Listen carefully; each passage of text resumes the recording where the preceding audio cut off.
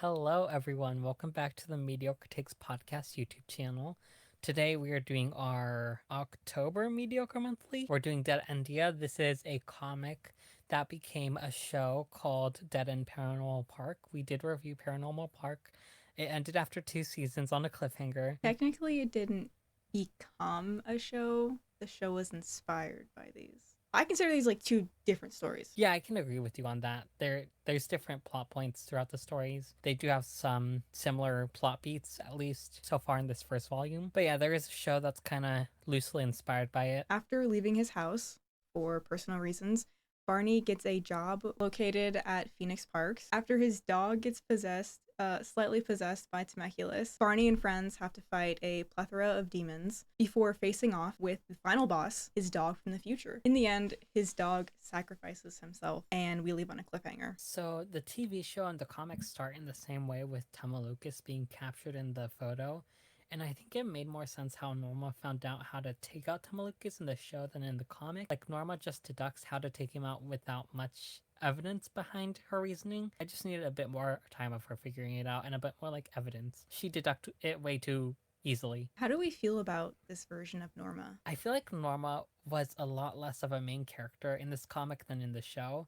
Like, I felt like she had a bit less to do than the rest of the cast, and I'm not sure if that's just because I like her a lot more than the other characters, or if she genuinely was on the back burner a lot more in this graphic novel. Now, if someone were to argue that she does get a whole chapter about, like, her anxiety and her past with her father, as proof that she's on, like, equal terms with the rest of the cast, I could say that was a fair argument. I just feel like because of everything else that was going on in this graphic novel, we didn't get as much time with Norma. They are like two different characters. I feel like they're different enough that like personally I like can't compare them, but I do like them both. I think that they're both good characters. I do think I like graphic novel Norma more just because she's a bit more bratty. She has a sass to her and is much more impulsive. I feel like a great early example of that is how she like quickly offers Pugsley to the Demon King after the rant Barney went on about like wanting to fight him. Yeah, I also think I liked it better that she wasn't obsessed with Pauline Phoenix. I do still like the Norma that is obsessed with Pauline Phoenix. I just feel like I liked it better that we didn't have to go through that whole plot point of her like realizing that this celebrity she idolized for this whole time isn't as good as she thought she originally was. Okay, Mel, I need your opinion on which you liked better. Did you like it better when Norma and Barney didn't know each other at the beginning, or do you like it better that Norma and Barney do know each other at the beginning? I think I like both. I don't think I have one that I prefer more than the other. I don't think that I witnessed anything in the show or in this novel that made me feel like one was better than the other. I feel like each story was written in a way that like those separate choices work. I will have to slightly disagree. I liked it better when they didn't know each other from the start because I feel like there were more ways to bring up each character's past in a way more natural way. I just feel like with the graphic novel, we were introduced to these characters' past. However, I'm not sure if it's just the pacing itself or if it's like any other factor, but I just feel like the way these characters' past were brought up didn't feel as natural as it did in the TV show. Speaking of backstories, I feel like we needed more time for Norma's backstory to be explored. Like we get a chapter explaining her anxiety and her father, and I feel like I just need a few more pages of that. Again, I feel like Norma wasn't given as much time on page compared to Barney. I feel like the plot structure and pacing isn't as strong compared to the actual show. I just think there were a few chapters that needed to be more than one chapter. But then again, I do understand that this is a more episodic graphic novel with some through line of a plot throughout it. I'm going to be honest, I found the Barney and Logs romance to be a lot more tolerable in this comic than I did in the TV show. And I think it's mostly because Barney isn't singing about wanting to marry Logs. Like that was a bit too much for me in the TV show. And I also didn't have to hear them talk out loud, which was a lot more tolerable. So I just feel like that needs to be said. So you like it more because there's less of it. Yes, yes, pretty much. Yeah.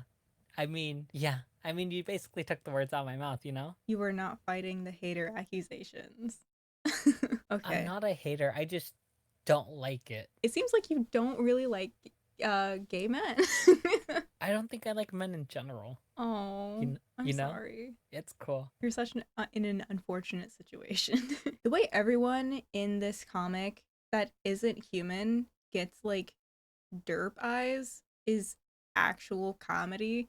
Because I don't know, like, the way that these characters are drawn when they're either like in the background or just straight up like if they're not human, they always look so silly and I absolutely love it. Okay, the weird glob angel story in chapter 2 was actually really touching. And I understand that there really wasn't enough story in it for it to like have gotten its own episode in the show.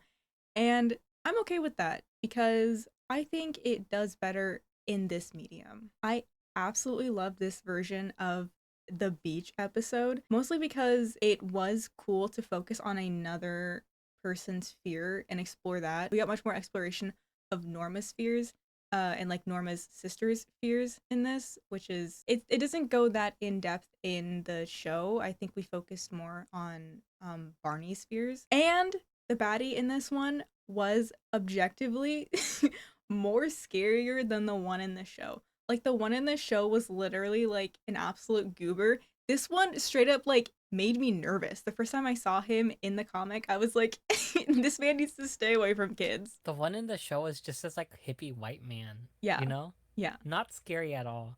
Well, scary, but not scary, you know? Yeah. This one was unnerving. The real scariness is the racism we saw along the way.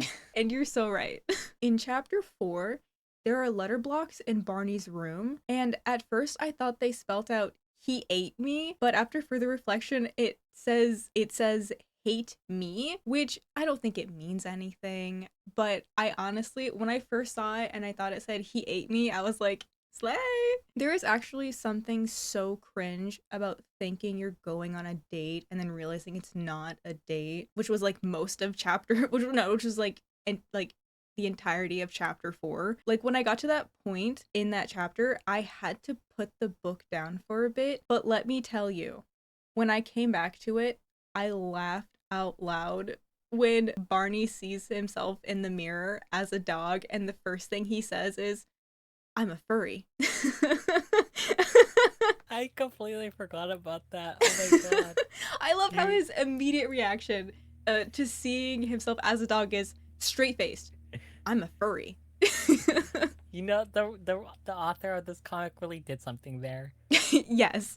And speaking of transformations, I can't believe human Pugsley is just Flapjack from The Misadventures of Flapjack. I did not expect my favorite character from the show to pull an Invader Zim. Oh my god, what was its name? The red thing. Oh, Gord. Gord. Him in a child disguise. Let me tell you.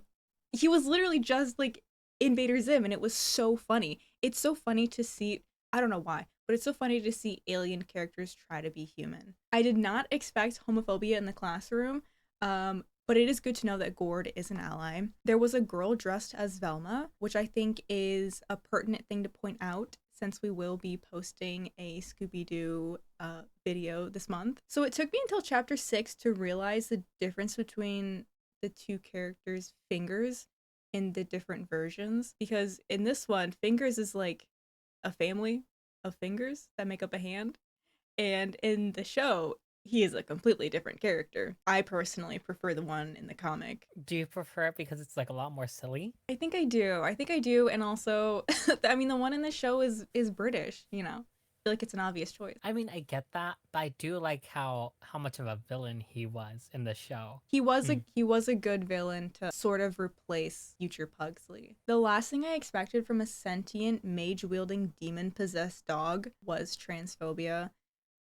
Like I don't know, like I really didn't expect it. Like I understand what the writer was going for because you know, and Barney like said it out loud for us, like you know he was showing that like this is no longer like the Pugsley that Barney knew, but that really just came out of nowhere.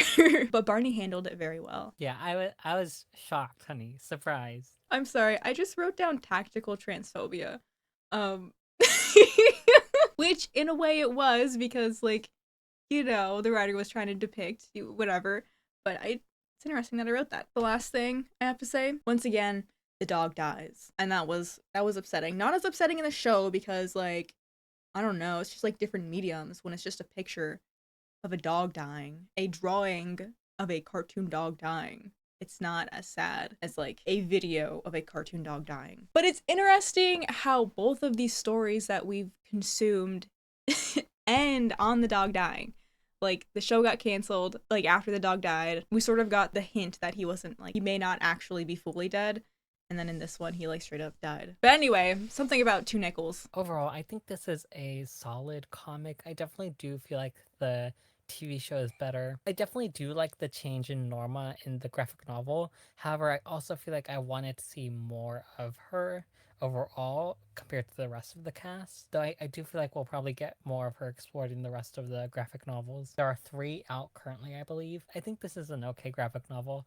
Other than Norma, I feel like I definitely did like the TV show better. I just feel like the plot was a lot more well structured. Even though I did not like Barney and Logs, everything else was handled a lot better in the TV show than it was here. So I personally love this version of the story. Once again, I can't compare it to the show because they are two different stories. They share same characters, they share similar plots, but that's it. What I appreciate about this format is that I believe that the creator was able to write a story unfiltered.